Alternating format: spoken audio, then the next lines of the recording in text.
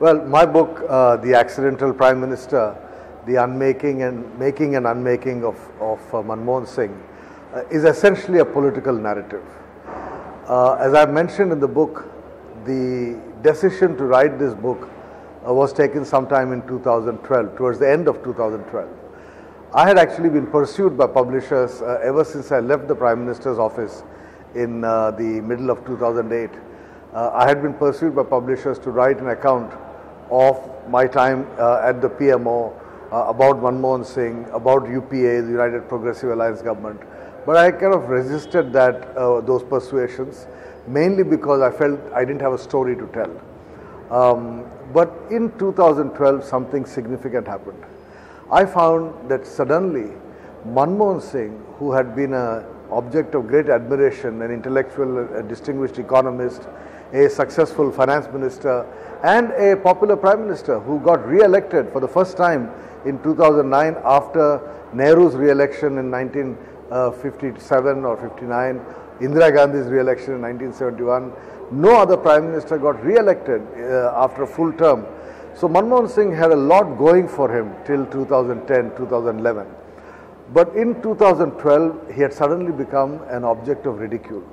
I had my own daughter asking me, why did you spend 4 years of your life working for him? A lot of young people thought that he was a dumb man. There was this famous joke about Manmohan Singh going to a dentist and the dentist saying, at least here you can open your mouth.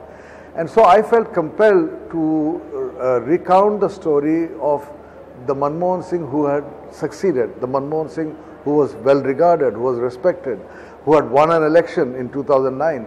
And that was the man I worked for. I did not work for the Manmohan Singh who had failed after 2011. The economy slowed down. There were corruption scandals, all kinds of problems. The Congress party started losing elections one after another. All those were problems after 2012. So the reason I wrote this book was to basically place on record the reasons for the success of UPA 1. And I end the book by speculating on the reasons for the failure of UPA 2. Why is it that a government that got re-elected in 2009 faced a comprehensive defeat by 2014? What went wrong? That is a question I kind of speculate about because I was not inside the government. I was not active as a journalist. So I stopped being an editor in 2012. I used to be in the media till 2012. So I was not following closely the events after that, and therefore my book doesn't really explain that.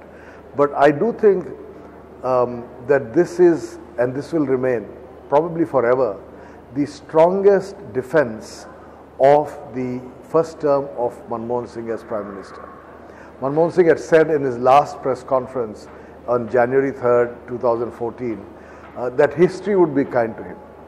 But I'm pretty certain that history's judgment, 1 year from now, 10 years from now, 50 years from now, would be no different from the judgment I arrived at, which is that he was a good man, he was a good Prime Minister in his first term, but he was unable to assert his leadership. He was unable to claim the victory which was his in 2009. He was unable to become really number one. He always remained number two. When Narasimha Rao was Prime Minister, he was the Finance Minister, but the political power was with Narasimha Rao. Same thing happened with UPA. The political center of power remained Sonia Gandhi. And I think that inability to make that political transition, after all, the job of the Prime Minister is a political job. And that inability, I think, really resulted in his image taking a big knock. Well, the book, when I published it, I first gave a copy of the book to Dr. Manmohan Singh. I know he read it, and I know that he was by and large pleased with it. In fact, I have it on good authority from someone close to him that when he began reading the book, he actually quite enjoyed it. I think what may have upset him was the last chapter, and that I warned him. I actually told him in a written letter that you will not be happy with the last chapter, because the last chapter is one which is quite critical of his second term. And I think I didn't expect the Prime Minister's office and his daughter to criticize the book, because 90% of the book is a defense of Manmohan Singh, because 90% of the book is about UPA 1, and UPA 1 ends with his winning the election. It's the 10% which is about UPA 2, which is a critique of him, that drew the political attention. It became part of the election rhetoric of 2014. Narendra Modi went to town with some of the comments I made in that part of the book, particularly the fact that Sonia Gandhi was really running the government by that time. The fact that Rahul Gandhi insulted Manmohan Singh by tearing up the ordinance in September 2014, all of that. So I think they were a bit taken aback by the fact that I was honest. I rendered facts as they were. I stated my opinion without holding back, and the Congress party chose to criticize me. But the irony is that a lot of people who were at that time criticizing me in public have since called to say that actually they've read the book and they think it's a fair book. No, actually no, because I'll tell you, the reason I say the book is 90% defense of Manmohan Singh and 10% criticism is because it's about UPA 1. My book is about UPA 1. It ends in 2009, and as I said, I speculate about the reasons for the decline in his popularity of the government after that. But the book is not about UPA 2. But when history judges him, they will judge him for the entire 10 years, not just for UPA 1. And the second term was a disaster. The very fact that the Congress found its numbers in Parliament going down from 206 in 2009 to 44 in 2014 tells you that the people of India were not happy with UPA 2. So I think the overall historical judgment would be less generous to him than my book, because the historical judgment would be based not just on UPA 1 but also on UPA 2. Not really. I mean, the book really is about the Prime Minister and his Prime Ministership, because it's like an eyewitness account. I was watching this government from inside. I was in the Prime Minister's office. I have tried to be a little academic in places. I have tried to analyze policy with the benefit of hindsight from the outside. So in that sense, it's not a running commentary. It's not a daily account of what happened. Particularly in the field of foreign policy, because after all, that was one area of important contribution in UPA 1, both the civil nuclear energy agreement with the United States and the bilateral talks with President Musharraf, which are independent chapters in the book, and those are important contributions of Manmohan Singh. So in that sense, the book is focused very much on the Prime Minister, on his Prime Ministership, and on the Prime Minister's office. It does not really discuss politics of UPA as a whole. Well, you know, I think the conclusion I come to in the book, and I come to that conclusion with a great degree of sadness and a great degree of anguish, which I do think I have tried to convey in the book, is that he chose to become the fall guy. He need not have become. He could have asserted his authority. The Prime Minister is a very, very powerful institution in our country. We have had very powerful Prime Ministers in the past, and we right now have a very powerful Prime Minister. So the job gives enormous power to the person who occupies the job. The Constitution gives enormous power. And yet he ceded power. I mentioned in the book that in one conversation he said to me, don't yield space. He was saying that as an advice to me, and he was saying don't yield space to others in the office. But he had yielded space. He yielded that space to his allies. He yielded that space to Sonia Gandhi. He finally ended up yielding space to Rahul Gandhi. And I think therefore he's not a fall guy. I mean, I think he's responsible in many ways for the situation he finds himself in. Well, that's a difficult question to answer, because if he had been more assertive, UPA may not have been a smooth ride.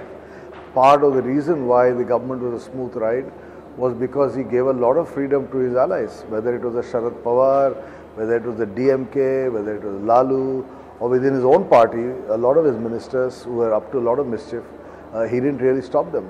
So in that sense, it was an easy ride. If he had asserted himself, a lot of these people may have become source of problem.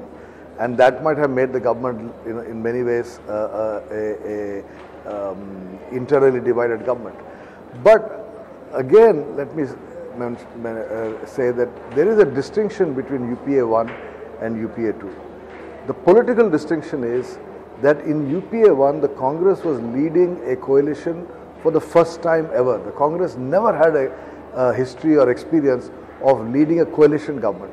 So the Congress was committed to making a success of UPA 1. Secondly, Rahul had not yet emerged as a challenger to Manmohan Singh in UPA 1. He was very much in the background. So in UPA 1, the party was more cohesive. It was focused on making a success of the government. It wanted to last its full term.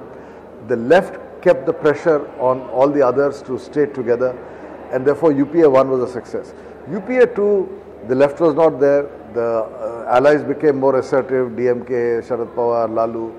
The Congress party became much more assertive in terms of preventing the Prime Minister from asserting himself. I mean, Pranab Mukherjee became finance minister, for example. Manmohan Singh didn't want it, but he got the job.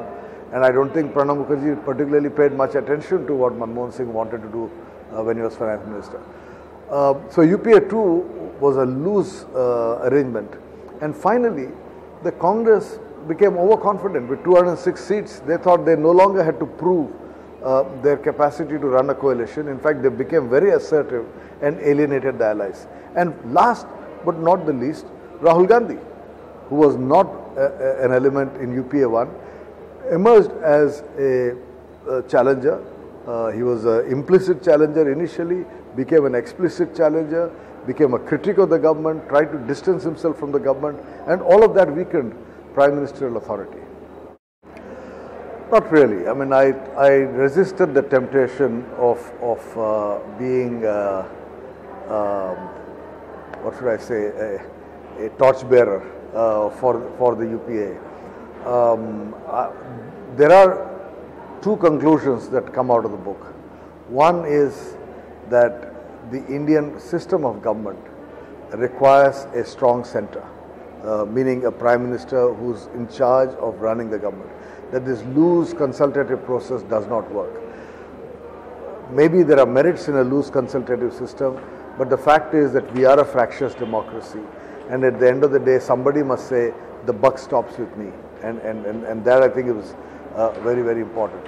And I do see that, in many ways, the people of India, when they voted for Narendra Modi, were seeking that kind of a leader. I see the results of the 2014 election as a direct consequence of the message of UPA 2.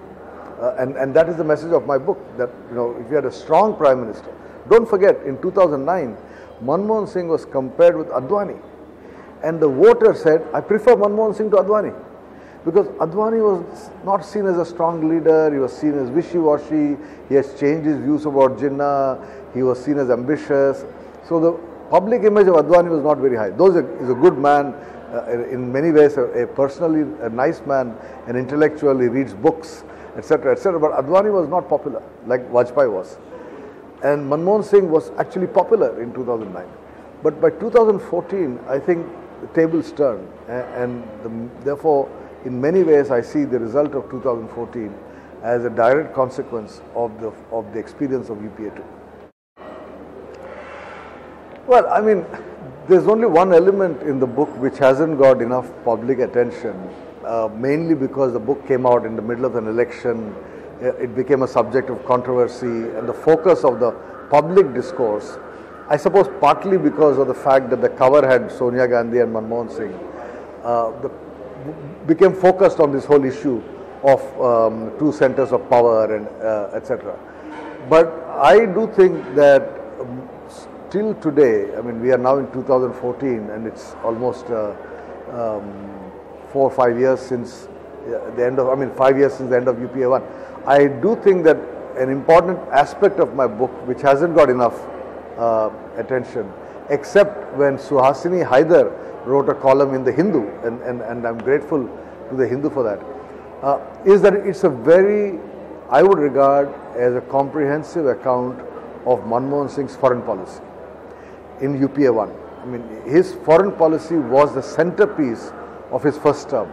China, Pakistan, United States, South Asia. I call it the Manmohan Singh Doctrine. I have a chapter on what I call the Manmohan Singh Doctrine. Unfortunately, that has not got too much public attention, partly because I think it's a bit academic, that chapter, but partly also because that's not controversial. But I do think that part of the book, which is the last 3-4 chapters of the book, are important, and I think they will remain an important contribution to the academic literature on Indian foreign policy. Well, Kargil war helped in forcing the United States to make up its mind, because after all, it's after the Kargil war that Bill Clinton made that statement about Kashmir, that the United States pressed Pakistan very hard, and generally global opinion came in India's favor, including China. China supported India on the Kargil war. So I think as far as India-Pakistan relations are concerned, the Kargil war was an important turning point. My guru, K. Subramaniam, whom I have dedicated my book to, used to say immediately after the Kargil war, I remember he used to always say that Pervez Musharraf is a clever tactician but a bad strategist, because the tactics of the Kargil war were clever, but strategically it was counterproductive. It worked against Pakistan and in India's favor. I actually happened to have some role in the Kargil war, because I was a member of the National Security Advisory Board, and I was advising the Prime Minister's office at that time, the National Security Advisor Brajesh Mishra, on media management. And that was one of the success stories of Indian strategic policy, that the entire media played an important, Indian media and international media played an important role in getting the Indian message across.